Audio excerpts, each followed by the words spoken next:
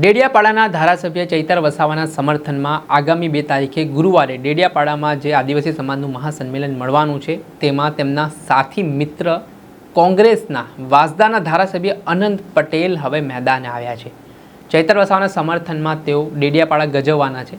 શું મામલો છે વિગતે વાત કરીએ। વૈષ્ણવજન તો તેને કહીએ જે પીડ પરાઈ જાનાને રે। દર્શક મિત્રો, નવજીવન ન્યૂઝમાં આપનું સ્વાગત છે।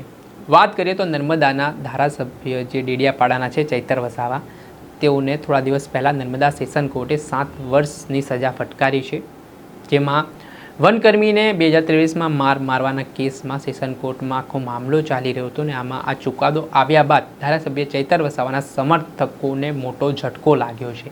આ બાબતને લઈને આદિવાસી નેતાઓ તેમજ આમ આદમી પાર્ટીના નેતાઓ ગુજરાતભરમાં વિરોધ કરી રહ્યા છે, નારાજગી દર્શાવી રહ્યા છે ને ગુજરાત હાઈકોર્ટમાં આ મામલો પણ પડકારવામાં આવ્યો છે, આ ચુકાદો પડકારવામાં આવ્યો છે।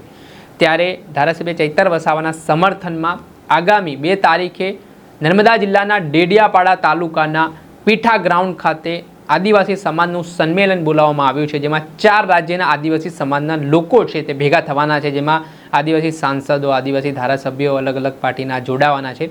ત્યારે આને લઈને ચૈતર વસાવાના જૂના સાથી અને નજીકના મિત્ર એવા કોંગ્રેસના વાસદાના ધારાસભ્ય અનંત પટેલ પણ મેદાને આવ્યા છે। અનંત પટેલે ચાલો ડેડિયાપાડા તે પ્રકારની પોસ્ટ મૂકી છે ને તેઓ ધારાસભ્ય ચૈતર વસાવાના સમર્થનમાં ડેડિયાપાડા ગજવવા માટે જઈ રહ્યા છે।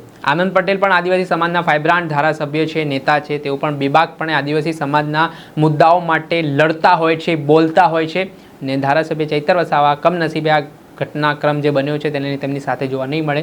ઘણી બધી વખત આપણે ધારાસભ્ય ચૈતર વસાવા અને ધારાસભ્ય અનંત પટેલને એક સાથે ગરજતા જોયા છે, સિંહ જેવા ગર્જના બંને નેતાઓની હોય છે ને હવે આના સંદર્ભમાં આદિવાસી સંમેલનમાં અનંત પટેલ છે તે પહોંચવાના છે ને જાહેરમાં ચૈતર વસાવાને તેઓ ટેકો આપવાના છે, સમર્થન આપવાના છે, કેમ કે આદિવાસી સમાજ માટે આ નેતાઓ લડાયક ભૂમિકામાં જોવા મળતા હતા, લડતા હતા, યુવાનો માટે તેમજ વિદ્યાર્થીઓ માટે બોલતા હતા અને આજે સ્થિતિ નિર્માણ પામી છે તેના કારણે આદિવાસી સમાજમાં રોષ પણ ભભૂકી ઉઠ્યો છે।